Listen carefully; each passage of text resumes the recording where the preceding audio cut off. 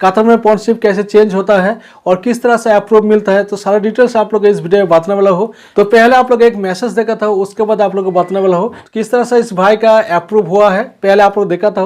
तो इस तरह से जो मैसेज होता है जो लास्ट में एंड में आता है, और इस तरह से मैसेज आ गया मतलब आपका कंपनी चेंज हो गया है। तो कंपनी चेंज करने के लिए आपको जो इस तरह से मैसेज कब आता है और आपको क्या क्या करना पड़ता है, तभी आपको इस तरह से मैसेज आएगा। कंपनी तो चेंज करने के लिए बहुत सारे भाई तो अप्लाई करते हैं, तो अप्लाई करने के बाद भी बहुत सारे भाई का अप्रूव नहीं मिलता है। तो अप्रूव एक्चुअली क्यों नहीं मिलता है, पहले ये जान लीजिए, तो आप लोगों को पूरा क्लियर हो जाएगा अप्रूव कैसे मिलेगा। अब जिस कंपनी में रहेंगे उस कंपनी से अगर एनओसी पेपर अगर मिलेगा तो आपको अप्रूव मिलेगा। समझना 90% रह जाता है, लगभग अप्रूव मिल जाता है। अगर एनओसी पेपर मिल जाएगा तो एनओसी पेपर तो आपको हर कंपनी में नहीं देगा, लगभग 80% कंपनी आपको एनओसी पेपर नहीं देगा।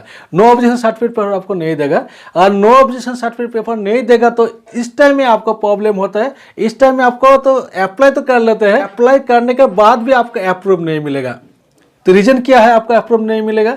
तो रीजन यही है, अगर आप जिस कंपनी में रहते हैं, जिस कंपनी में आप काम करने के लिए गया है, वो कंपनी और आपका साथ तो एक एग्रीमेंट हुआ था। वो एग्रीमेंट देखिए, वो एग्रीमेंट पेपर में 2 साल का एग्रीमेंट होगा। तो 2 साल पूरा नहीं करके आप अप्लाई कर देंगे तो आपका अप्रूव मिलने का संभावना बहुत ही कम रहेगा। क्योंकि कतर गवर्नमेंट का जो रूल्स है, उस रूल्स का मुताबिक आप जिस कंपनी में रहेंगे उस कंपनी के साथ जो एग्रीमेंट रहेगा वो एग्रीमेंट पीरियड आपको पूरा करना पड़ेगा, तभी आपको कंपनी चेंज होगा। लेकिन अगर एग्रीमेंट पूरा नहीं होगा फिर भी आप कंपनी चेंज कर सकते हैं। उसके लिए आपका एनओसी पेपर चाहिए। मान लीजिए आप जिस कंपनी में रहते हैं वो कंपनी का कोई काम ही नहीं है, तो कंपनी आपको एनओसी पेपर दे दिया है, आप दूसरा कंपनी आप चेंज कर लीजिए, दूसरा कंपनी जाकर आप काम कर लीजिए, तो आपको प्रॉब्लम नहीं होगा। तो क्योंकि अगर तो एनओसी पेपर मिल गया है, नो ऑब्जेक्शन सर्टिफिकेट तो मिल गया है, तो नो ऑब्जेक्शन पेपर लेके जाएंगे तो आप किसी भी कंपनी में आपको काम मिल जाएगा। लेकिन अगर आप लोग नो ऑब्जेक्शन पेपर वो कंपनी आपको नहीं देना चाहते हैं, वो कंपनी आपको नहीं छोड़ना चाहते, तो उस टाइम में तो आपको प्रॉब्लम होता है। उस टाइम में आपको तो बिना एनओसी पेपर से आपको अप्लाई करना पड़ता है।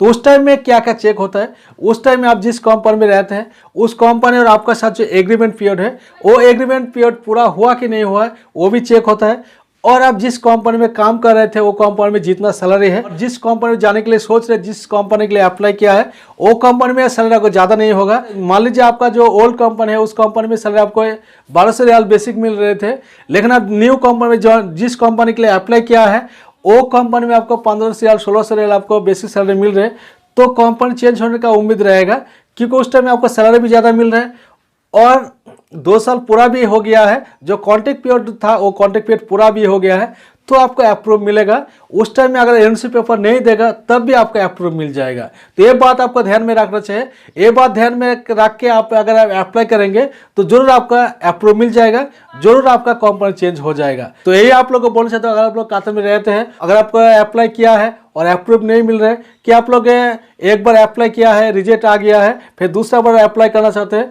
तो ये सारी चीज़ आप ध्यान में रखिए। ये सारी चीज़ ध्यान में रख के आप अप्लाई करेंगे, जरूर आपका अप्रूव हो जाएगा, जरूर आपको स्पॉन्सरशिप चेंज हो जाएगा। तो उम्मीद करो थोड़ा आपको जानकारी मिल गया है, स्पॉन्सरशिप कैसे चेंज करना है और किस तरह से अप्रूव मिलता है, सारा चीज़ आपको जानकारी मिल गया है। और ये वीडियो से थोड़ा सा जानकारी में थोड़ा सा अच्छा लगा, वीडियो लाइक कीजिए, चैनल को सब्सक्राइब करके बेल आइकन प्रेस करके रखिए। इसी तरह हेल्पफुल वीडियो मिलता रहेगा।